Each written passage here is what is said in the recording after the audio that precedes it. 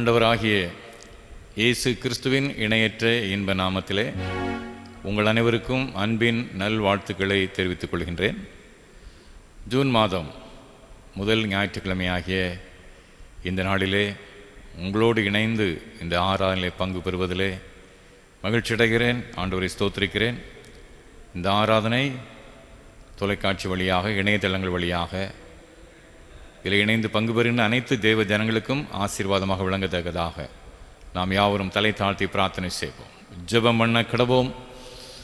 அன்பின் ஆண்டவரே, நன்றியோடுமை ஸ்தோத்திரிக்கிறோம், உம்மை மகிமைப்படுத்துகின்றோம். இந்த பசுத்த நாளின் கால வேளையிலே உம்முடைய திருமுகத்தை நோக்கி பார்க்க நீ தந்த வாய்ப்பிற்காக நன்றி.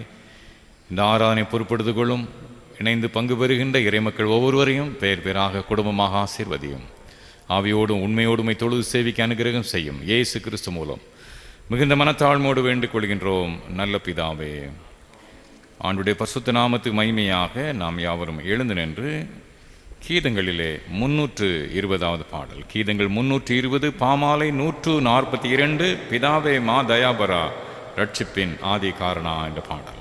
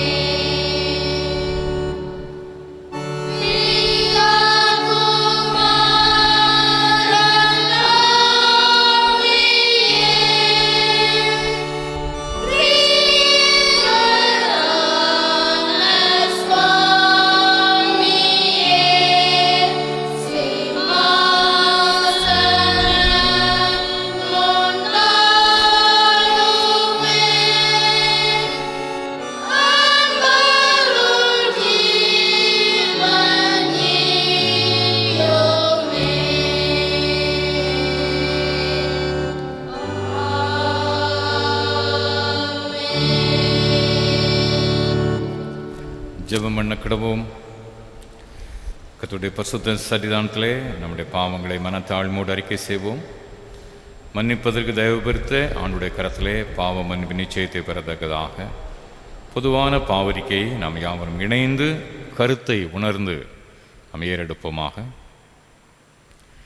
சர்வ வல்லமையும் மிகுந்த இரக்கமுள்ள பிதாவே, தப்பி போன ஆண்டுகளைப் போல இந்த வழிகளை விட்டு வழி அலைந்து போனோம். உங்கள் இருதயத்தின் யோசனைகளுக்கு விருப்பங்களுக்கும் மிகவும் இணங்கி நடந்தோம்.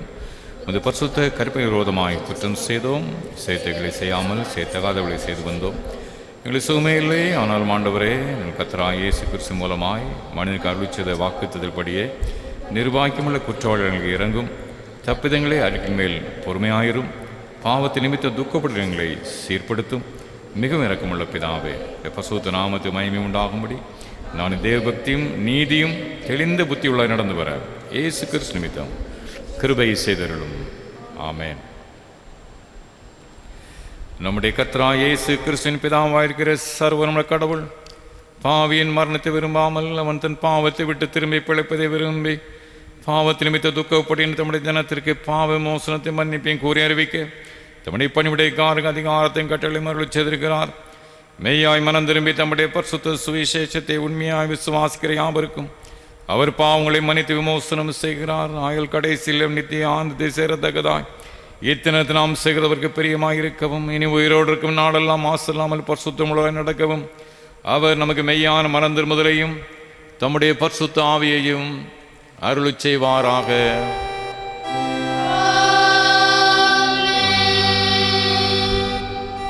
பரமண்டலங்களில் இருக்கிறார்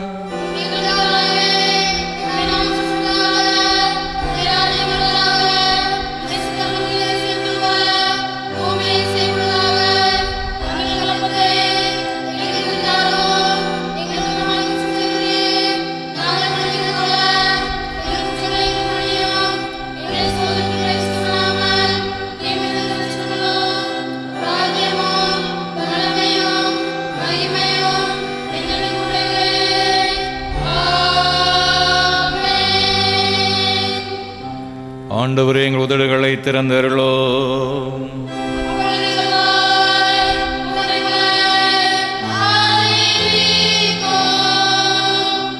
தேவனே, எங்களை ரட்சிக்க விரைவாய் வாரோ.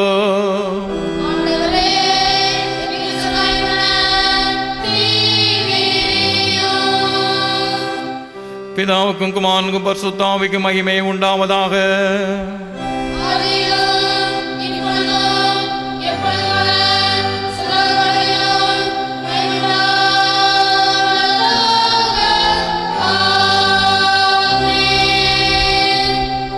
கர்த்தரை துதியுங்கள்.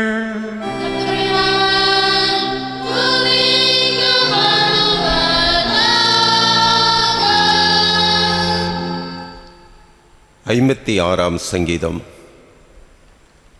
சங்கீதம் 56. தேவனே, எனக்கு இரங்கும். மனுஷன் என்னை விழுங்க பார்க்கிறான், நாள்தோறும் போர் செய்து என்னை ஒடுக்குகிறான். என் சத்துருக்கள் நாள்தோறும் என்னை விழுங்க பார்க்கிறார்கள். உன்னதமானவரே, எனக்கு விரோதமாய் அங்கரித்து போர் செய்கிறவர்கள் அநேகர். நான் பயப்படுகிற நாளில் உம்மை நம்புவேன். அவருடைய வார்த்தையை போலவே நான் பயப்படுவேன். மாம்சமானவன் எனக்கு என்ன செய்வான்? நித்தமும் என் வார்த்தைகளை புரட்டுகிறார்கள். எனக்கு தீங்கு செய்வதே அவர்கள் முழு எண்ணமாயிருக்கிறது.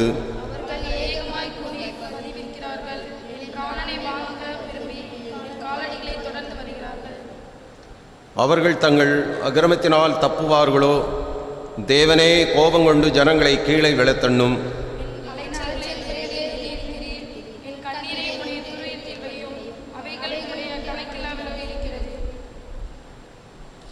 நான் உம்மை நோக்கி கூப்பிடும் நாளில் என் சத்துருக்கள் பின்னிட்டு திரும்புவார்கள். தேவன் என் பட்சத்தில் இருக்கிறார் என்பதை அறிவேன்.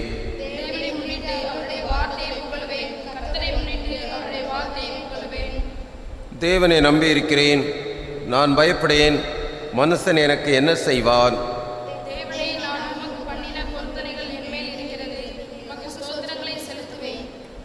நான் தேவனுக்கு முன்பதாக ஜீவனுள்ளோருடைய வெளிச்சத்திலே நடக்கும்படி நீர் என் ஆத்மாவை மரணத்திற்கும் என் கால்களை இடர்களுக்கும் தப்புவியாதிருப்பீரோ?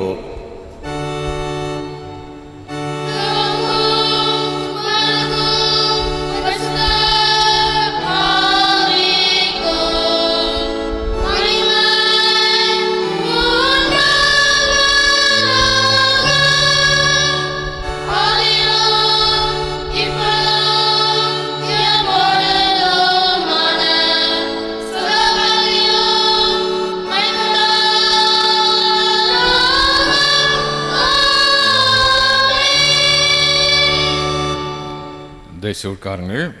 கன்வென்ஷன் கீதங்களிலே 614வது பாடல். எந்த ஜெப வேளை உமை தேடி வந்தேன் தேவா பதில் தாருமே என்ற பாடல். இந்த நாளிலே கர்த்தருடைய வார்த்தை ஜெபம் என்ற தலைப்பிலே பகிர்ந்து கொள்ள இருக்கிறேன்.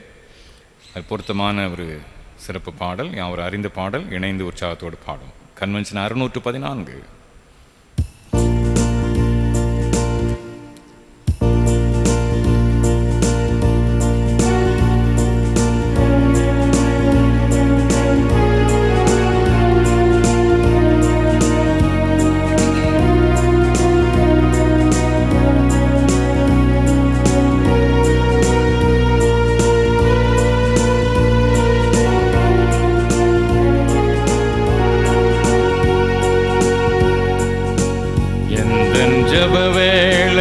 தேடி வந்தே தேவா பதில் தாருமே. எந்தன் கோட்டை எந்தன் தஞ்சோ நிறை உம்மை நான் நாடி வந்தே. எந்தன் கோட்டை எந்தன் தஞ்சோ நிறை உம்மை நான் நாடி வந்தே. சோராது ஜெபித்திட ஜெப ஆவி வரம் தாருமே. தடையாவும் அகற்றிடுமே. தயை கேட்டுவும் பாதம் வந்து. சோராது ஜெபித்திட ஜெப ஆவி வரம் தாருமே. தடையாவும் அகற்றிடுமே. பாதம் வந்து. எந்தன் ஜெப வேளை உமை தேடி வந்தேன் தேவா பதில் தாருமே.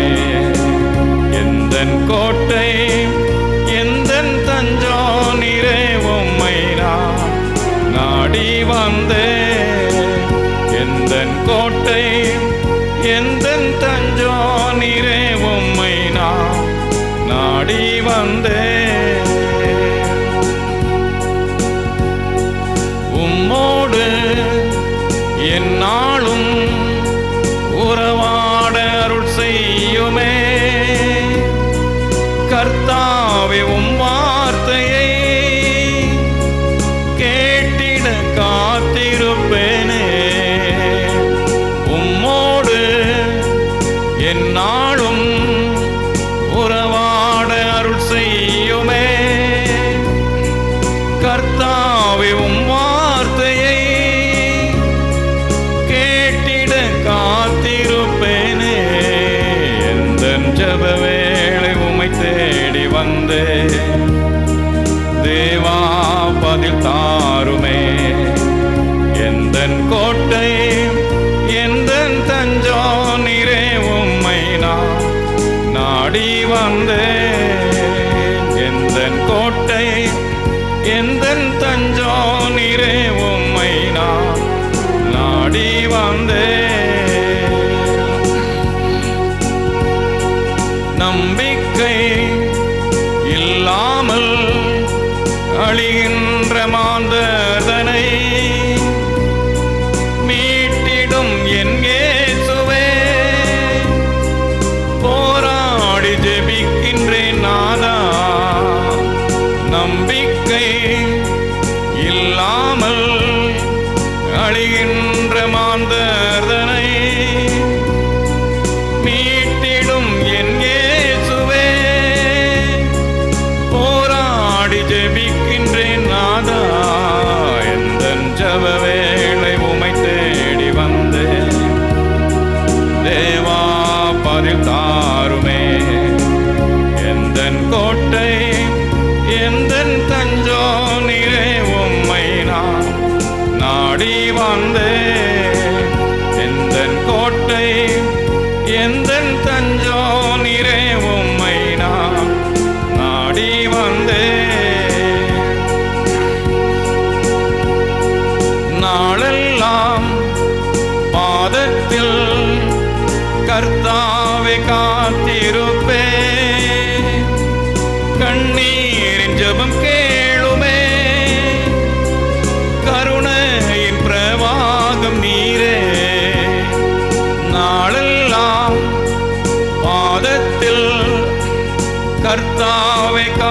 இருப்பே.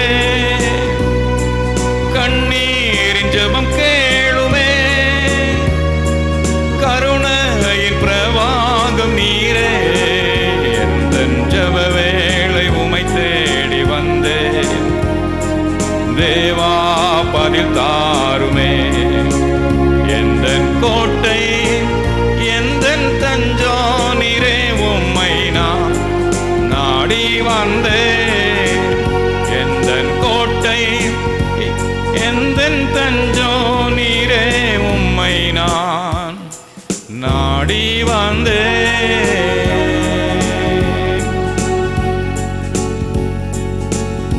திருமறை பகுதி வாசிக்க கேட்போம்.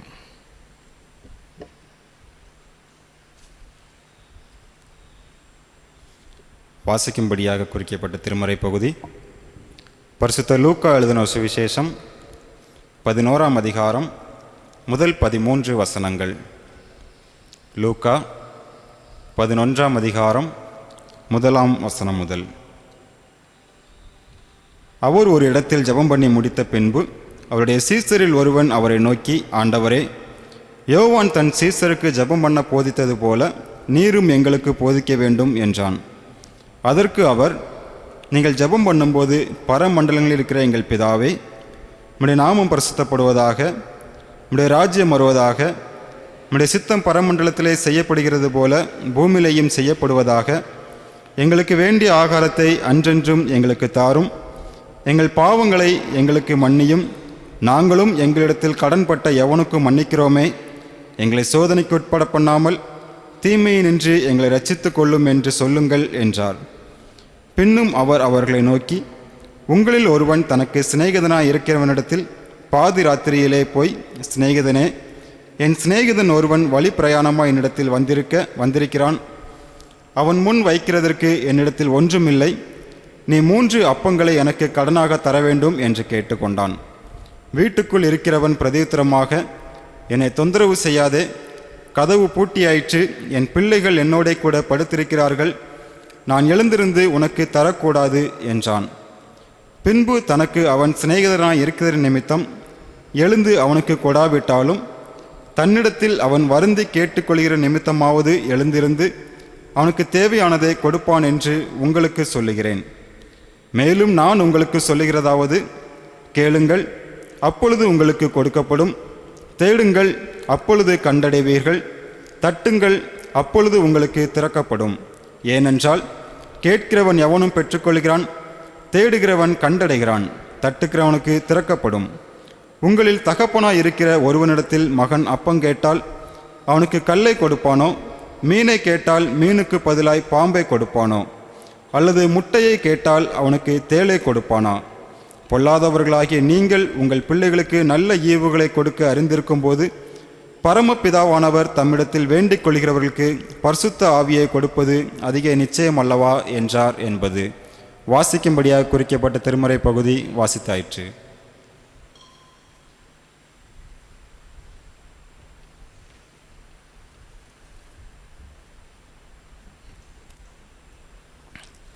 ஒரு சில அறிவிப்புகள். இந்த வாரத்தில் தங்களுடைய பிறந்த நாள் மற்றும் திருமண நாளை ஆசிரிக்கின்ற பிள்ளைகள் எல்லாரையும் அன்போடு வாழ்த்தி ஆசீர்வதிக்கிறேன். ஏராளமான பிறந்த நாட்களை, திருமண நாட்களை நம்முடைய வாழ்விலை கொண்டாடி தீர்க்காயுசோடு கர்த்தருடைய வல்ல நாமத்தை மகிமைப்படுத்த ஆண்டவர் உங்களுக்கு அனுகிரகம் செய்வாராக. சீக்கிரமாக நம்முடைய தேசத்திலிருந்து, நம்முடைய தமிழ்நாடு அங்கே மாநிலத்திலிருந்து, நம்முடைய பகுதியிலிருந்து இந்த கொரோனா நோய் தொற்று முற்றிலுமாக அகன்று போகும்படியாக கருத்தோடு பொறுப்போடு ஜெபிக்கும்படியாக உங்களை மிகுந்த அன்போடு நான் கேட்டுக்கொள்கின்றேன். அகில உலக அளவிலும் முற்றிலுமாக இந்த நோய் தொற்று அகன்று போக வேண்டும். எல்லா தேசத்திலிருந்தும் இது அகன்று போகும்போது தான் முற்றிலுமாக இந்த நோய் அகன்று போகும். எனவே அகில உலகத்தின் விடுதலைக்காக, இந்திய தேசத்தின் விடுதலைக்காக, தமிழ்நாட்டின் விடுதலைக்காக நாம் கருத்தோடு பொறுப்போடு ஜெபிக்க அன்போடு உங்களை கேட்டுக்கொள்கிறேன்.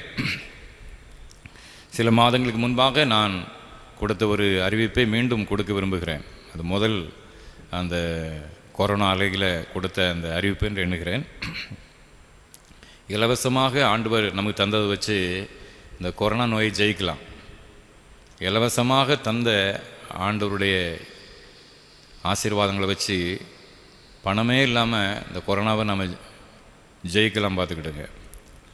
என்னெல்லாம் என்றால், நன்றாக தண்ணீர் குடிப்பது.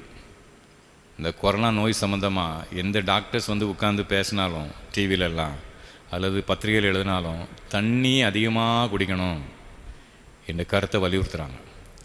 தண்ணீர் ஆண்டவர் தந்தை இலவசமான ஒரு ஈவு இல்லை. தண்ணி நல்லா போதுமான அளவு குடிங்க. அதிகாலை எழுந்த உடனே ஒரு செம்பு நிறையா தண்ணி குடிங்க. பிற்பாடு அவ்வப்போது அங்கே 3 லிட்டராவது நம்ம அதை உடம்புல சேரணும். நன்றாக தண்ணீர் குடிங்க. இலவசமாக ஆண்டவர் தந்த அந்த ஈவை பயன்படுத்துங்க. 1. 2வது, சூரிய ஒளி. சூரிய ஒளி ஆண்டவர் தந்த இலவசம். அது நம்முடைய பகுதியில் 365 நாளும் வெயில் இருக்கும். சில தேசங்களில் வெயில் இல்லாத மாதங்கள்லாம் இருக்கும் பார்த்துக்கிட்டுங்க. 6 மாதம் 7 மாதம் வெயிலே இருக்காது. நம்முடைய நாட்டில் 365 நாளும் வெயில் இருக்கும். மழை காலமாக இருந்தாலும் வெயில் இருக்கும். வெயில் ரொம்ப நல்லது. ஒரு 1/4 மணிலேருந்து அரை மணி நேரம் எப்படியா அந்த வெயில் நம்ம மேலே படுறது பெரிய நோய் எதிர்ப்பு சக்தியை கொடுக்குது பார்த்துக்கிடுங்க. அது ஆண்டவர் இலவசமாக தந்த ஒரு அருள் கொடை. அந்த சூரிய ஒளி பயன்படுத்துறது ரொம்ப முக்கியம். இன்னொன்று, காற்று. ஆக்சிஜன் அப்படின்னு பத்திரிகையில் அதில் எல்லாம் குப்பாடு போடுறாங்க. இந்த காற்று மண்டலத்தில் ஆக்சிஜன் இருக்குது. இந்த பிராணவாயு இதில் இருக்குது. அதை நம்முடைய மூக்கு வழியாக நம்முடைய நுரையீரல் எடுத்து நாம் உயிர் வாழ்கிறோம். இது ஈவாக நமக்கு தரப்பட்டிருக்குது. இது நம்ம ஏதோ சாதாரணமாக இதே இந்த நாம் சுவாசிக்கின்ற இந்த பிராணவாயு ஆஸ்பத்திரியில் போய் மாட்டிட்டாக்கி மீட்டர் ஓடிக்கிட்டே இருக்கும் இல்லையா? இல்லை, தனியார் ஆஸ்பத்திரிலாம் போனாக்கி 1000 கணக்கில் செலவழிக்க வேண்டியிருக்கும், 10,000 கணக்கில் செலவழிக்க வேண்டியிருக்கும். ஆனால் ஆண்டு இலவசமாக தந்த இந்த காற்று மண்டலம் ஆழமாக அழுத்தமாக மூச்சு எடுங்க. அழுத்தமாக மூச்சு எடுத்து கொஞ்ச நேரம் உள்ள வச்சு கொஞ்ச நேரம் வெளிவிடுங்க இல்லை? அது ஒரு நாள் ஒரு 1/4 மணி நேரம், அரை மணி நேரம் உங்களுடைய சூழ்நிலைக்கு ஏற்றாப்புல அழுத்தமாக நன்றாக மூச்சை உள்ளே எடுத்து கொஞ்ச நேரம் உள்ளே வச்சு பிற்பாடு அதை கொஞ்சம் கொஞ்சமாக ரிலீஸ் பண்ணணும். இலவசமாக ஆண்டவர் தந்த இந்த உன்னதமான ஒரு அருள் கொடை. நன்றாக அந்த மூச்சு பயிற்சியை பயன்படுத்துங்க. இந்த புகைப்பழக்கம் உள்ளவங்க இந்த நேரத்தில் இந்த காலகட்டத்தில் விட்டுருங்க தயவுசெய்து. ஏன்னா நுரையீரல் டேமேஜில் தான் சாகுறாங்க மக்கள். இதில் எதில் சாகுறாங்கன்னா நுரையீரல் டேமேஜ் ஆகி சாகுறாங்க. நுரையீரல் டேமேஜ் பண்ணுறது மிக முக்கியமான பங்கு வகிக்கிறது புகைப்பிடித்தல். புகைப்பிடித்து நுரையீரல் டேமேஜ் ஆகிறனாக்கி இந்த நோயிலேருந்து வர்றது ரொம்ப ரொம்ப ரொம்ப கஷ்டம். ஆனால் அந்த பெண்களை விட ஆண்கள் நிறைய சாகுறாங்க பார்த்தீங்களா? அது ஒரு முக்கியமான ஒரு காரணம், புகைப்பிடித்தல். எனவே இது நல்ல ஒரு நேரம். புகைப்பிடித்தலை தயவுசெய்து விட்டுப்படும்படியாக அவங்களை அன்போடு கேட்டுக்கொள்கிறேன். இன்னொன்று, நம்மால் என்ன உடல் பயிற்சி. நீங்கள் பார்த்தீங்கன்னா இந்த கொரோனா தொற்றில் உழைப்பாளிகள் யாராவது மறித்திருக்காங்களா? கிடையாது. இவங்களை சுற்றிலும் உங்கள் சொந்தக்காரங்க, தெரிஞ்சவங்க, நண்பர்கள், கேள்விப்பட்டதில் பாருங்கள். கடின உழைப்பாளிகள் ஒருத்தரும் சாகலை. கடினமான உழைப்பாளிகள் வேர்வை சிந்த வேலை செய்வாங்க. இந்த நுரையீரல் ஸ்ட்ராங்காக இருக்கும். ஏன்னா நிறைய காற்று சுவாசி தான் வேலை செய்ய முடியும். நுரையீரல் ஸ்ட்ராங்கானோடனே இதயம் ஸ்ட்ராங் ஆகிரும். இந்த கொரோனா நோய் தொற்றில் லட்சக்கணக்கில் மறிச்சிருக்காங்க. இதில் கடினமாக வேலை செய்து உழைக்கிற உழைப்பாளி யாராவது ஒருத்தர் மறிச்சிருக்காங்களா? கிடையாது. ஒருவேளை நம்ம அபூர்வமாக சிலருக்கு இந்த குடும்ப பாரம்பரியத்தில் அதிகமான சுகர் சிலருக்கு இருக்கும். சிலர் இந்த நுரையீரல் அதிகமாக சின்ன வயசுலே புகைப்பிடிக்கிறத ஆரம்பித்து நுரையீரல் டேமேஜ் பண்ணி வச்சுருப்பாங்க. இந்த மாதிரி 1-2 கேஸு தான் உழைப்பாளிகளில் செத்துருப்பாங்க. மற்றபடி உழைப்பாளிகள் கடின வேலை, மம்பட்டி வேலை, கூலி வேலை, அங்கே நெற்றி வேர்வை நிலத்தில் சிந்த பாடுபட்டு ஒருத்தரும் சாகலை. நிழல்ல இருந்து வேலை செய்கிறவங்க தான் செத்துருக்காங்க. அதனால் உடற்பயிற்சி எல்லாருக்கும் வயலில் போய் வேலை செய்கிற வாய்ப்பு இருக்காது இல்லையா? அதனால் நாம் உடல் பயிற்சி அது ரொம்ப முக்கியமாகும். தயவுசெய்து இதை நீங்கள் அடைப்படியாக வச்சுட்டிங்கன்னாக்கி இந்த கொரோனா ஒரு வியாதியே கிடையாது. சாதாரண ஜலதோஷ காய்ச்சல் மாதிரி அழகாக ஓடிடும் பார்த்துக்கிடுங்க. பயப்படத்தக்க வியாதியே அல்ல. நன்றாக தண்ணி நல்லா குடிங்க. சூரிய ஒளி உடம்புல படுறதுக்கு எப்படி ஒரு நாளைக்கு ஒரு 15 நிமிஷம் வச்சுக்கிடுங்க. நன்றாக மூச்சு பயிற்சி பண்ணுங்கள். உடல் பயிற்சி கொஞ்சம் செய்யுங்க. சரிண்ணா? அப்போ இவையெல்லாம் உங்களுக்கு நோய் எதிர்ப்பு சக்தியை நன்றாக கொடுக்கும். இந்த விலை குறைந்த கீரை போன்ற இந்த விலை குறைந்த இந்த கீரை வகைகளை கூட நல்லா சாப்பிட்டா போதும். அதுக்கு நிறைய பெரிய சத்தான ஆகாரம் தான் ஒன்றும் இல்லை. சாதாரண இந்த கீரை வகைகள் நன்றாக பலன் கொடுக்கும். எனவே இது எளிதாக மேற்கொள்ளக்கூடிய ஒரு வியாதி. தயவுசெய்து இந்த நான் சொன்ன குறிப்புகளை நீங்கள் மனதில் பதித்து செயலாற்ற கேட்டுக்கொள்கிறேன். புகைப்பிடிக்கிறவங்க தயவுசெய்து இந்த புகைப்பழக்கத்தை, இது நல்ல ஒரு காலம், அதை விட்டுவிடும்படியாக அன்போடு கேட்டுக்கொள்கிறேன். மொடா குடியர்களும் தயவுசெய்து அந்த குடியிலிருந்து விடுதலை அடைய, நல்ல டாஸ்மாகலாம் மூடி போட்டிருக்காங்க. இந்த குடியிலிருந்து விடுதலை பெற நீங்களும் அங்கே ஜெபத்தோடு பிரயாசப்படுங்க. ஆண்டவர் உங்களை ஆசீர்வதிப்பாராக. உங்களை இந்த ஆராதனை பங்கு பெறுகின்ற நீங்கள் ஒவ்வொருவரும் கர்த்தரோடு தருகின்ற பலத்தோடு எல்லா வியாதிகளையும் மேற்கொண்டு தீர்க்க ஆயுசோடு வாழ உங்களை நான் அன்போடு வாழ்த்தி நான் ஆசீர்வதிக்கின்றேன். நாம் யாவரும் எழுந்து நின்று நம்முடைய விசுவாசத்தை அறிக்கை செய்வோம். வானத்தையும் பூமியையும் படைத்த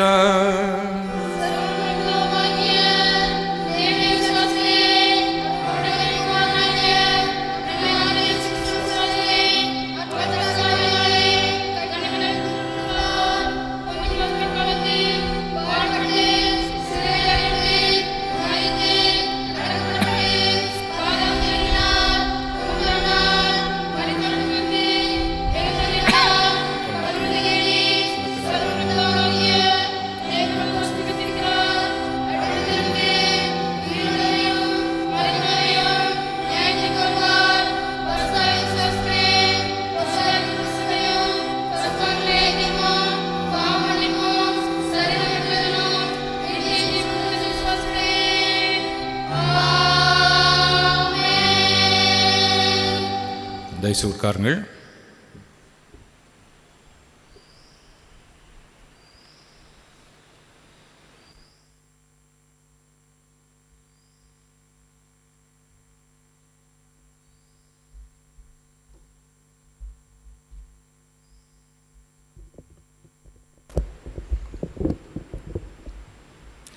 பிதா, குமாரன், பரிசுத்தாவி நாமத்தினாலே ஆமென்.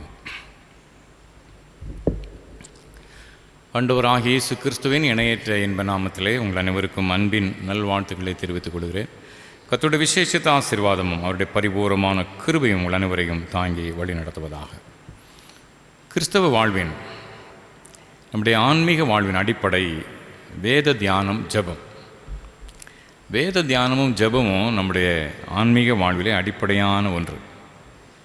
ஏதோ ஒரு ஆபத்து காலத்தில், அது ஒரு அவசரமான ஒரு சூழ்நிலையில், இக்கட்டான ஒரு கட்டத்தில் நாம் ஜெபம் பண்ணால் போதும் என்ற மனநிலை அநேகர்கள். ஏதாவது ஆபத்து, இக்கட்டான கஷ்டமான ஒரு சூழ்நிலை, அப்பொழுது மட்டும் ஜெபம் பண்ணால் போதும் என்பது ஒரு சரியான ஜெப வாழ்வு அல்ல. நம்முடைய ஜெப வாழ்வு ஒரு வழக்கமான வாழ்க்கை முறையாக இருக்கணும். ஒரு வழக்கமான வாழ்க்கை முறையாக நம்முடைய ஜெப வாழ்வு அமைய வேண்டும். இதனால் ஜெபத்தின் அடிப்படையில் உங்களோடு கர்த்தருடைய வார்த்தையை நான் பகிர்ந்து கொள்ள விரும்புகிறேன். 3 தலைப்பு: ஜெபத்தின் அவசியம், ஜெபத்தை கேட்பவர், ஜெபத்தின் பலன். ஜெபத்தின் அவசியம், ஜெபத்தை கேட்பவர், ஜெபத்தின் பலன். இந்த 3 தலைப்பில் உங்களோடு தயவு செய்து பயணிக்கிறேன். இன்றைக்கி ஆதாரமாக நான் வாசித்த லூக்கா 11ஆம் அதிகாரம் 1 முதல் 13, அதுதான் அதன் அடிப்படையிலே இறை வார்த்தை. முதலாவது ஜெபத்தின் அவசியம். எதற்காக நம்ம ஜெபம் பண்ணோம்? இல்லை, இறைவனோடு நல் உறவு கொள்வதற்காக. ஜெபங்கிறது பொதுவாக நாம் எதையாலும் கேட்டு பெற்றுக்கொள்வது என்பதை போல நாம் நினைக்கிறோம். அப்படி அல்ல. ஜெபம் என்பது இறைவனோடு நல் உறவு கொள்வதற்காக. நம்முடைய பிள்ளைகள் இருக்காங்க இல்லையா? பிள்ளைகள் தந்தை தாயிடம் எதற்காக அவர்கள் அங்கே அன்பு செலுத்தி வாழ வேண்டும்? ஏதோ அவ்வப்போது அங்கே அப்பா அம்மா இருக்காங்க, பிள்ளைகளுக்கு அப்பா அம்மா இருக்காங்க. நல்வுறவு கொண்டு நல்ல பாதுகாப்போடு வளர்த்து ஆளாக்கப்படுவதற்காக இல்லையா? என்ன கேட்டாலும் கொடுக்கறதுக்கு மட்டுமா அப்பா அம்மா? கேட்டதும் கொடுக்கறதுக்கு மட்டும் அப்பா அம்மாவா? அல்ல, கேட்டதும் கிடைக்கும். ஆனால் அதை விட அதிகம் நல் உறவு, பெற்றோரோடு நல் உறவு கொண்டு வாழ்வது இல்லையா? அதான் அடிப்படை. அதுபோல் ஜெபத்தின் அடிப்படை நோக்கம் இறைவனோடு நல்உறவு கொண்டு வாழ்வதாகும். அப்போ நம்முடைய ஆன்மீக வாழ்விலே ஜெபம் நமக்கு ஏன் அவசியம்? இறைவனோடு நல் உறவு கொண்டு வாழ்வது தான் அதுக்கு பிரதானமான ஒன்று. அதோடு நம்ம யோசித்து பார்த்தோம்னா, இங்கே இந்த வசனமே இப்படி தான் ஆரம்பிக்குது. லூக்கா 11:1, இயேசு ஒரு இடத்துல ஜெபம் பண்ணி முடித்த பின்பு அவருடைய சீஷரில் ஒருவன் அவரை நோக்கி, ஆண்டவரே, யோவான் தன் சீஷருக்கு ஜெபம் பண்ண போதித்தது போல நீரும் எங்களுக்கு போதிக்க வேண்டும் என்றான். யோவான் தன் சீஷருக்கு ஜெபம் பண்ண போதித்தது போல நீரும் போதிக்கணும். இப்போ யோவான் ஸ்நானகன், அவனை பற்றி சொல்லுது. யோவான் ஸ்நானகன். அவர் எப்படிப்பட்டவர்? லூக்கா 1:15 சொல்லுது, அவர் தாயின் கர்ப்பத்தில் இருக்கும்போதே பரிசுத்த ஆவியினால் நிரப்பப்பட்டிருந்தார். தாயின் கர்ப்பத்தில் இருக்கும்போதே பரிசுத்த ஆவியினால் நிரப்பப்பட்ட ஒரு மனிதன் யோவான் ஸ்நானகன். அவனுடைய தந்தையார் தாயார் முதிர் வயதாக இருந்த பொழுது பெற்றெடுத்த ஒரு அற்புத குழந்தை போன்றவன் அவன். பரிசுத்த ஆவியினால் நிரப்பப்பட்டிருந்தான் கர்ப்பத்திலேயே. அப்படிப்பட்ட அவனுக்கு ஜெப வாழ்வு இருந்துச்சு இல்லையா? அவனை ஜெபிக்கிறவனாக, சீசர்களுக்கு ஜெபிக்க கற்றுக் கொடுப்பவனாக இருக்கிறான். இந்த யோவானை பற்றி இயேசு சொல்லும்போது, அங்கே லூக்கா 7:27 இதோ என் தூதனை உனக்கு முன்பாக அனுப்புகிறேன், அவன் உனக்கு முன்பே போய் உனக்கு வழியை ஆயத்தம் பண்ணுவான் என்று எழுதியிருக்கிற வாக்கியத்தால் குறிக்கப்பட்டவன் இவன் தான். எனக்கு வழியை ஆயத்தம் பண்ணுபவன் என்று ஆண்டவர் யாரை பற்றி சொல்கிறாருன்னா, இந்த யோவான் ஸ்நானனை பற்றி சொல்கிறார். இயேசுவுக்கே வழியை ஆயத்தம் பண்ணியவன். அடுத்த வசனத்தில் லூக்கா 7:28 ஸ்திரீகளிடத்திலே பிறந்தவர்கள் யோவான் ஸ்நானனை பார்க்க பெரிய தீர்க்கதரிசி ஒருவனும் இல்லை. ஸ்திரீகளிடத்தில் பிறந்ததில் யோவான் ஸ்நானனை பார்க்க பெரிய தீர்க்கதரிசி ஒருத்தரும் கிடையாது. அப்படி ஒரு பெரிய தீர்க்கதரிசியாக விளங்கிய இயேசு சொல்கிறார் அந்த வார்த்தையை. அப்போ யோவான் ஸ்நானகன் இந்த பெற்றோருடைய முதிர் வயதிலே அற்புதமாக பெற்றெடுக்கப்பட்ட குழந்தை, பரிசுத்த ஆவியினாலே கர்ப்பத்தில் இருக்கும்போதே நிரப்பப்பட்டிருந்தவன், இயேசு கிறிஸ்துவுக்கு வழியை ஆயத்தம் பண்ணியவன், இயேசுடைய வார்த்தையினாலே உலகத்திலேயே பெரிய தீர்க்கதரிசி என்று சொல்லப்பட்டவன். அவனுக்கே ஜெப வாழ்வு இருந்துச்சுன்னா உங்களுக்கு எனக்கு அந்த ஜெப வாழ்வு எவ்வளோ அவசியம் இல்லையா? ஒன்று, இயேசு கிறிஸ்து தேவனுடைய குமாரன், பரிசுத்த ஆவியினாலே கன்னியின் வயிற்றில் தோன்றினார். யோவான் 3 சொல்லும்போது இயேசு கிறிஸ்து பற்றி இவ்வாறு எழுதுகிறாரு. யோவான் 3:34 தேவனால் அனுப்பப்பட்டவர் தேவனுடைய வார்த்தைகளை பேசுகிறார், தேவன் அவருக்கு தமது ஆவியை அளவில்லாமல் கொடுத்திருக்கிறார். பிதா தன்னுடைய ஆவியை இயேசு கிறிஸ்துவுக்கு அளவில்லாமல் கொடுத்திருக்கிறார். அப்போ இயேசு பரிசுத்த ஆவினாலே அங்கே கன்னியினிடத்தில் பிறந்தவர். பிதாவானவர் தம்முடைய ஆவியை அளவில்லாமல் இயேசு கிறிஸ்து கொடுத்திருக்கிறாரு. திருத்துவத்திலே ஒருவராகிய தேவகுமாரன் அவர். அவருக்கே ஜெப வாழ்வு வேண்டியதாக இருந்துச்சது பாருங்கள். இயேசு கிறிஸ்துக்கு எதுக்கு ஜெப வாழ்வு இல்லையா? திருத்துவத்தில் ஒருவராகிய தேவகுமாரன் ஏன் ஜெப வாழ்வு வேணும்? அவருக்கே ஜெப வாழ்வு வேணும்னா உங்களுக்கு எனக்கு எவ்வளோ அவசியம் யோசித்து பாருங்கள். மார்க் எழுதின நற்செய்தி நூல் 1:35 இவ்வாறு சொல்லுது. மார்க் எழுதின நற்செய்தி நூல் 1:35 இயேசு அதிகாலையில் இருட்டோடு எழுந்து புறப்பட்டு வனாந்தரமான ஓர் இடத்துக்கு போய் அங்கே ஜெபம் பண்ணினார். அப்போ இயேசு கிறிஸ்து குறிப்பிட்ட நேரம் வச்சிருக்காரு. அதிகாலையில் இருட்டோடே அப்போ எழுந்து அவர் என்ன செய்கிறாரு? அப்போ அவர் ஜெபம் பண்ணுறதுக்கு வச்சிருக்க நேரம் அதிகாலை இருட்டான நேரத்திலேயே ஒரு இடம் வச்சிருக்கிறார், வனாந்தரம். இப்போ இயேசு கிறிஸ்து தேவகுமாரனே ஜெபம் பண்ணுறதுக்குன்னு ஒரு நேரம், ஜெபம் பண்ணுறதுக்குன்னு ஒரு இடம். அப்போ நம்முடைய வாழ்விலையும் சிலர் சொல்லுவாங்க, நான் போகும்போது வரும்போது ஜெபம் பண்ணிக்கிடுவேன் என்று சொல்லுவார்கள். போகும்போது வரும்போது ஜெபம் பண்ணலாம், தப்பு கிடையாது இல்லையா? நான் ஒரு பஸ்ஸில் போயிட்டு இருக்கும்போது சாதாரணமாக ஜெபம் பண்ணலாம், தப்பு இல்லை. எந்த நேரத்தில் ஜெபம் பண்ணலாம். ஆனால் ஜெபம் பண்ண ஒரு நேரம், ஒரு இடம் அவசியம். இயேசுவே வச்சுருந்தாரே வனாந்தரமான இடம், அதிகாலை நேரம். அன்பான சகோதர சகோதரிகளே, ஜெபம் நம்முடைய வாழ்வில் இன்றியமையாதது, மிக மிக அவசியமான. இறைவனோடு நல்ல தொடர்பு கொள்வதற்கு ஜெபம் அவசியமாக இருக்கிறது. யோவான் ஸ்நானகனுக்கும் இயேசு கிறிஸ்துவுக்குமே ஜெபம் வேண்டியது இருந்தோம்னா உங்களுக்கும் எனக்கும் எவ்வளோ மிக அதிகமானது ஜெபத்தின் அவசியம். இரண்டாவது, ஜெபத்தை கேட்குறவர். இது ரொம்ப முக்கியமானது. பார்த்துக்கிடுங்க, நம்முடைய ஜெபத்தை கேட்குறது யாருன்னு நமக்கு தெரியணும். இங்கே இயேசு அந்த ஜெபத்தை கற்றுக் கொடுக்கும்போது அதற்கு இயேசு லூக்கா 11:2 அதற்கு இயேசு, நீங்கள் ஜெபம் பண்ணும்போது பரமண்டலங்களில் இருக்கிற எங்கள் பிதாவே உம்முடைய நாமம் பரிசுத்தப்படுவதாக, அப்படி ஆரம்பித்து ஜெபிங்கிறார். பிதாவே, தந்தையே. அப்போ கடவுளை நம்முடைய தகப்பனாக, நம்ம நேசிக்கின்ற ஒரு தகப்பனாக நம்ம கருதி நம்ம ஜெபம் பண்ண பார்த்துக்கிடுங்க. நம்ம கருணை நிறைந்த, கருணையும் இரக்கமும் கனிவும் நிறைந்த ஒரு ஆண்டு விட்டு ஜெபம் பண்ணுறோங்கிற சிந்தை எப்போதும் இருக்கணும். என் தந்தையே அப்படி நம்ம ஆரம்பிக்கிறோம்.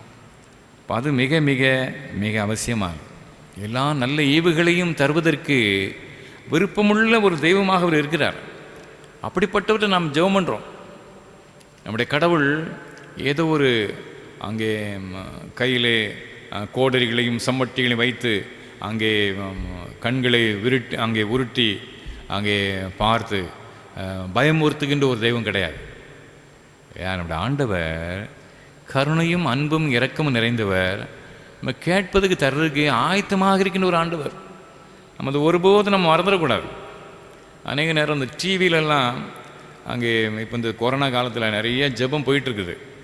சில நிகழ்ச்சிகளை பார்க்குறதுக்கு எனக்கு சந்தர்ப்பம் கிடைக்கும். நீ அந்த டிவி நிகழ்ச்சிகளில் பார்க்கும்போது அங்கே அவங்க அந்த கண்ணீரோடுலாம் ஜெபம் பண்ணுறாங்க. அந்த ஜெபம் எங்கே கொண்டு போயிடுது அப்படின்னா, இது கடவுள் இறக்கமே இல்லாமல் உனக்கு தேவைதான் சாவு என்று சொல்லி இந்த உலகத்தை சாகடிக்க விட்ட மாதிரியும், இந்த ஊழியக்காரன் மட்டும்தான் கருணையோடு இரக்கத்தோடும், ஆண்டவரே மக்கள் பாவம், ஆண்டவரே இறங்குயா, மக்கள் தெரியாமல் பண்ணிட்டாங்க, அவங்கள மன்னிச்சிரும், அடிக்காதையும், கொல்ல வேண்டாம், விட்டுரும், இறங்கி இதுக்கு உங்களுக்கு உதவி செய்யும் என்று இவங்க தான் சிபாரிசு பண்ணி சரி பண்ணுற மாதிரியும் அந்த நிகழ்ச்சிகள் அமைது பார்த்துக்கிடுங்க. அது ரொம்ப கஷ்டமாக இருக்குது. நம்மை விட 1000 மடங்கு கருணையும் இரக்கம் உள்ளவர் நம்முடைய ஆண்டவர். நம்மை விட 1000 மடங்கு அல்லது 10,000 மடங்கு கருணையும் இரக்கம் நிறைந்தவர் நம்முடைய ஆண்டவர் இல்லையா? ஆனால் அந்த டிவி நிகழ்ச்சிகளில் அந்த ஜெபங்களை பார்க்கும்போது ஏதோ கடவுள் இவங்களுக்கு வேண்டியது, அந்த உலகத்தில் வாழ்க்கிற மக்களுக்கு இது வேண்டியது தான், சாகட்டும் என்று சாகடிக்க ஒப்பு கொடுத்த மாதிரியும், இவங்க தான் அது குறுக்கு நின்று ஆண்டவரே காப்பாத்தையா, பாவையா, நீர் தான் உதவி செய்யணுயா என்று கடவுளுடைய மனசை மாற்றுற மாதிரியும் அந்த ஜெபம் ஓடிக்கிட்டு இருக்கு. இனி நீங்கள் நான் சொன்ன அந்த கருத்தை மனசில் வச்சு நீங்கள் அந்த ஜெபங்களை பாருங்கள். பெரும்பாலும் அப்படி தான் இருக்குது. அன்பார்ந்தவர்களே, கருணையும் அன்பும் இரக்கமும் நிறைந்தவர் நம்முடைய ஆண்டவர்.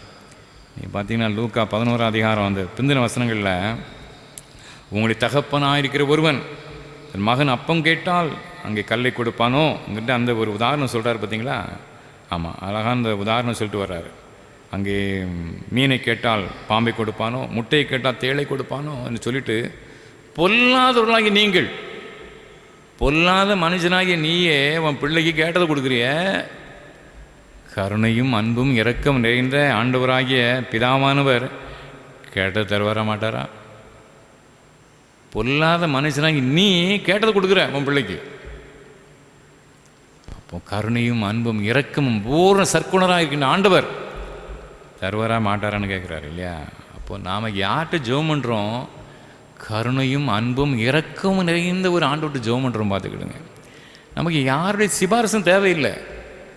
நான் என்னுடைய பிரசங்கத்தில் எப்போதும் வலியுறுத்திகிட்டே இருப்பேன். ஏன்னா என் வாழ்க்கையில் நான் அதை அனுபவித்தவன். எங்களுடைய பெற்றோர், எங்களுடைய முன்னோர்கள் எல்லாரும் அவங்களுடைய வாழ்க்கையை அனுபவித்தவங்க. யார்கிட்டையும் சிபாரிசுக்காக போனதே கிடையாது. சரிதானா? யார்கிட்டையும் சிபாரிசுக்கு போய் ஜெபித்து வெற்றி பெற்றதே கிடையாது. அது என்னுடைய முன்னோர்கள்ட்டே நான் படிச்சிருக்கேன். அன்பார்ந்தவர்களே, யாரோ ஒருத்தர் நமக்கு சிபாரிசு பண்ணி வாங்கி தர வேண்டிய சூழ்நிலையில் ஆண்டவர் இல்லை. பார்த்துக்கிடுங்க, அவர் கருணையும் அன்பும் இரக்கமும் நிறைந்தவர். அவர் உங்களுடைய தந்தை. அதான ஆண்டவர் சொல்கிறாரு, எங்கள் பிதாவேன்னு ஜெபம் பண்ணு, தந்தையேன்னு ஜெபம் பண்ணு. உங்கள் அப்பாடா அவர். நீ ஜெபம் பண்ணுறிய போறியே, அந்த இறைவன் உன்னுடைய தந்தை, உன்னை நேசிக்கின்ற தகப்பன். அந்த எண்ணத்தோடு போன்னு சொல்கிறார் ஆண்டவர். நம்ம அதை விட்டுட்டு யாராவது ஒருத்தர் நமக்கு சிபாரிசு பண்ண மாட்டாங்களான்னு நினைக்கிறோம். அதனால தான் அவங்க சொல்கிறாங்க, ஆண்டவரே பாவம், ஆண்டவரே நீர் இப்படி அவங்க மேலே போட்டி இப்படி அடின்னு அடிக்கிறீரே, கொஞ்சம் விட்டு கொடுங்க, கொஞ்சம் இறக்கமாயிரும் என்று கடவுள் கோபமாக இருந்த மாதிரியும், இவருக்கு போய் குறுக்கு நின்று அவரை சாந்தப்படுத்துகிற மாதிரியும் அப்படிப்பட்ட ஒரு சூழ்நிலை உருவாக்கப்படுகிறது. அன்பான சகோதர சகோதரிகளே, நாம் யார்கிட்ட ஜெபம் பண்ணுறோம்? நம்ம நேசிக்கின்ற கருணையும் அன்பும் இரக்கம் நிறைந்த ஒரு ஆண்டோடு ஜெபம் பண்ணுறோம் என்பது ஒருபோதும் நீங்கள் தயவுசெய்து மறந்துட வேண்டாம். நம்ம யாருடைய சிபாரிசு அவசியம் இல்லை. நீங்கள் கேளுங்க, உங்களுடைய தேவைகளுக்காக, உங்களுடைய குடும்பத்தின் தேவைகள் நீங்கள் கேளுங்க. ஆண்டவர் அனுகூலமான காரியங்களை செய்வார். முதலாவது ஜெபத்தின் அவசியத்தை பார்த்தோம். ரெண்டாவது நமக்கு ஜெபத்தை கேட்பவர் யாருங்கிறத பார்த்தோம். மூன்றாவது ஜெபத்தின் பலன். என்ன பலன் நமக்கு கிடைக்குது? அந்த 13ஆம் வசனம், பொல்லாதவர்களாய் நீங்கள் உங்கள் பிள்ளைகளுக்கு நல்ல ஈவுகளை கொடுக்க அறிந்திருக்கும் போது பரமபிதாவானவர் தம்மிடத்தில் வேண்டிக் கொள்வர்கள் பரிசுத்த ஆவியை கொடுப்பது அதிக நிச்சயம் அல்லவா? பொல்லாத மனுஷனே, நீ கேட்டதெல்லாம் கொடுக்குறவன் பிள்ளைக்கு, கஷ்டப்பட்டாலும் கடன் வாங்கியாவது கொடுக்குற. அப்போ அப்படிப்பட்ட பொல்லாத மனுஷனாகி நீயே இதை செய்யும்போது நான் நல்ல ஈவுகளை தரமாட்டேனா? மத்திய சுவிசேஷத்தில் நீங்கள் பார்த்தீங்கன்னா நன்மையானவைகளை, மத்திய 7:11 நன்மையானவைகளை தருவது அப்படின்னு சொல்லுவார். அப்போ நன்மையானவைகள்ங்கிறதுல எல்லாம் அடங்கிடுது. உலக பிரகாரமான ஆசீர்வாதம் இல்லையா? உணவு, உடை, உறைவிடம், ஆரோக்கியம், இதெல்லாம் நமக்கு நன்மையானது. அது மட்டும் இல்லை, ஆவிக்குரிய ஆசீர்வாதங்கள், உணவு, உடை, உறைவிடம், ஆரோக்கியம், கல்வி, இதெல்லாம் உலக பிரகாரமான அடிப்படையான தேவைகள். இதெல்லாம் தருவேன். இதை தாண்டி ஆவிக்குரிய ஆசீர்வாதங்களை தருவேன் என்று அங்கே மத்திய 7:11 மூலமாக நன்மையான எல்லாவற்றையும் தருவேன் அப்படின்னு சொல்கிறார். அங்கே லூக்கா 11 பரிசுத்தாவியை கொடுப்பது நிச்சயம் அல்லவா?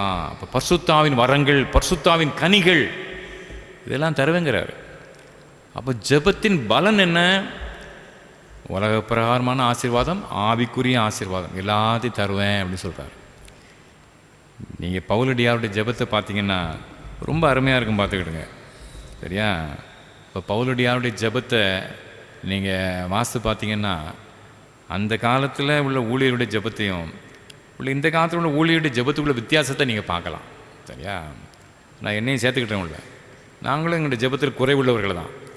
பவுலடியாருடைய ஜெபத்தை நீங்கள் பாருங்கள். எபேசியர் 1:15-23 கொஞ்சம் இதை இன்னைக்கு குறித்து வச்சு வாசிங்க. சரிதானா? எபேசியர் 1:15-23, எபேசியர் 3:14-21, பிலிப்பியர் 1:9-11, கொலோசையர் 1:9-12. இதெல்லாம் நீங்கள் பார்த்தீங்கன்னா இவ்வளோ ஆழமான ஜெபம். எபேசியர் 1:15-23 ஞானத்துக்காக, தெளிந்த புத்திக்காக, பிரகாசமுள்ள மனக்கண்களுக்காக ஜெபம் பண்ணுறாரு, பார்த்துக்கிடுங்க. சரியா? அங்கே முட்டு வலி, அங்கே காது வலி, அதுக்கு ஜெபம் இல்லை. ஞானம், தெளிந்த புத்தி, பிரகாசமான மனக்கண். எபேசியர் 3:14-21 சொன்னா கிறிஸ்துவின் அன்பினாலே நிரப்பப்பட, நம்ம ஒவ்வொருவரும் கிறிஸ்துவின் அன்பினாலே நிரப்பப்பட அவர் அங்கே ஜெபிக்கும்படி சொல்கிறார். மட்டுமல்ல, அங்கே நீதியின் கனி உடையவர்களாக வாழ. நான் பிலிப்பியர் 1:9-11 பார்க்கும்போது நீதியின் கனி உடையவர்களாக வாழ, இடரலற்றவர்களாக, பிறகு இடரல் இல்லாதபடி வாழ, அதுக்காக ஜெபம் பண்ணுறாரு. கொலோசையர் 1:9-12 கடவுளுடைய சித்தத்தை அறிய. சரிதானா? ஆமாம், கடவுளுடைய சித்தத்தை அறிய, இன்னுமாக நற்கிரியைகளாகிய கனிகளை கொடுக்க, பொறுமையையும் நீடிய சாந்தத்தையும் பெற்றுக்கொள்ள. எங்கேயாவது முட்டு வலி, காது வலி இருக்குதா? எவ்வளோ ஆழமான ஜெபம் பாருங்கள். பவுலடியாருடைய அருமையான ஜெபங்கள் பைபிளில் இருக்குது.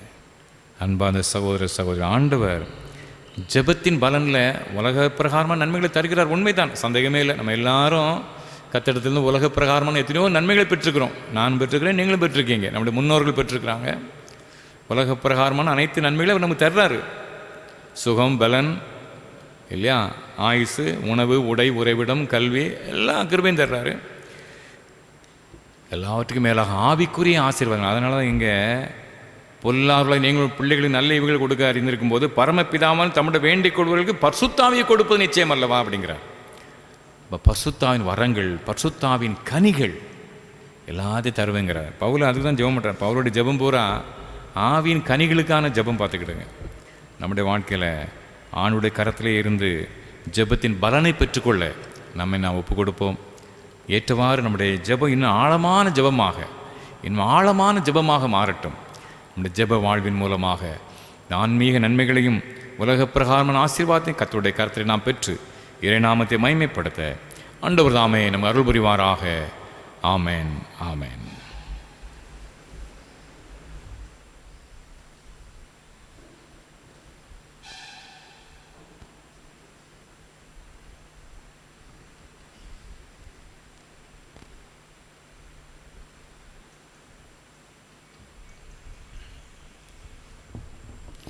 மீண்டும் ஆண்டவருடைய நாமத்திற்கு மகிமை உண்டாக. யாவரும் எழுந்து நின்று கீதங்கள் 13வது பாடல் பாடும். கீதங்கள் 13, சர்வலோகாதிபா நமஸ்காரம், சர்வ சிருஷ்டிகனே நமஸ்காரம் பாட. கீதங்கள் 13, கீர்த்தனை 5வது பாடல்.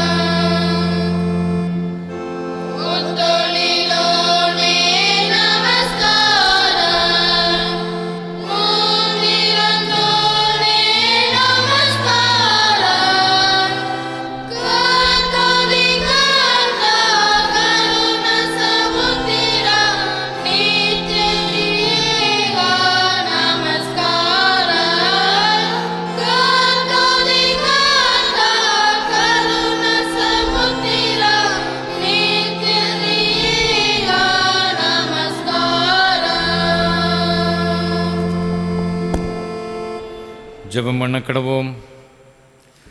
அன்பின் ஆண்டவரே, ஆசீர்வாதமான இந்த காலை பொழுதுக்காக நன்றி. உம்முடைய திருமுகத்தை நோக்கி பார்க்க நீ தந்த வாய்ப்பிற்காக நன்றி.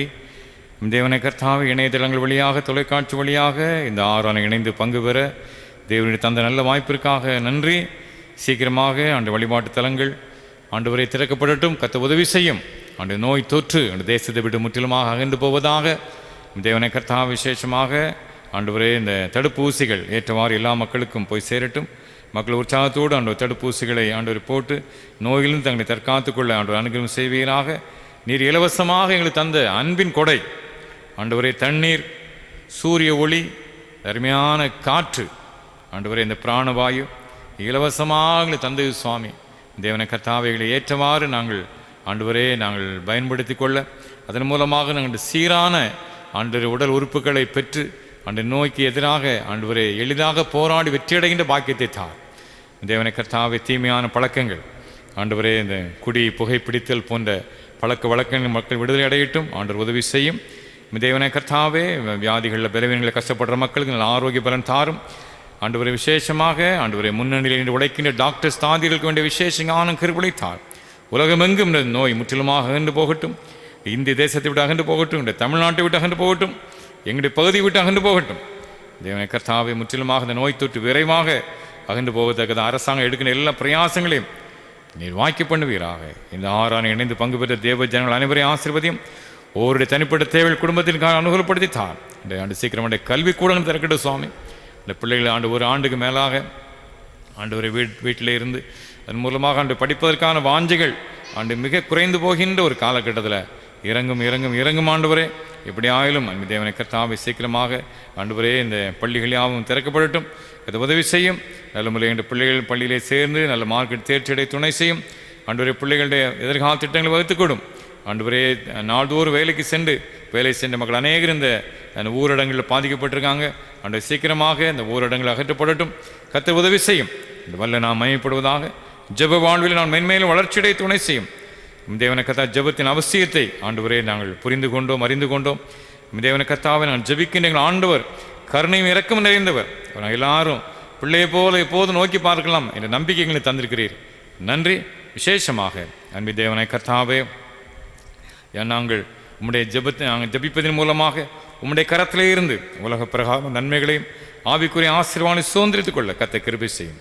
எல்லா நன்மை நான் முடிசூட்டும். துதிகன மகிமையில் அவற்றை பாதப்பட்டிலே சமர்ப்பிக்கிறேன். இயேசு கிறிஸ்து மூலம் மிகுந்த மனத்தாழ்மோடு வேண்டிக் கொள்கிறோம் நல்ல பிதாவே.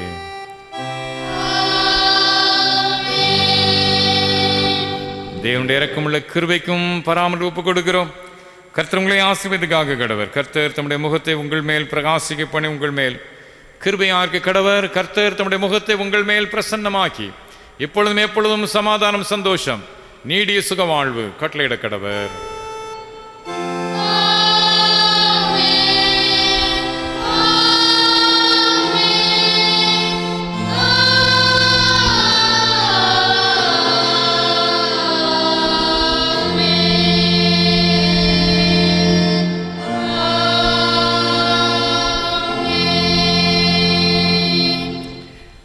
நிறைவு கீதமாக கீதங்கள் 632 பாடும். கீதங்கள் 632, பாமாலை 357, தெய்வ சமாதான இன்ப நதியே என்ற பாடல்.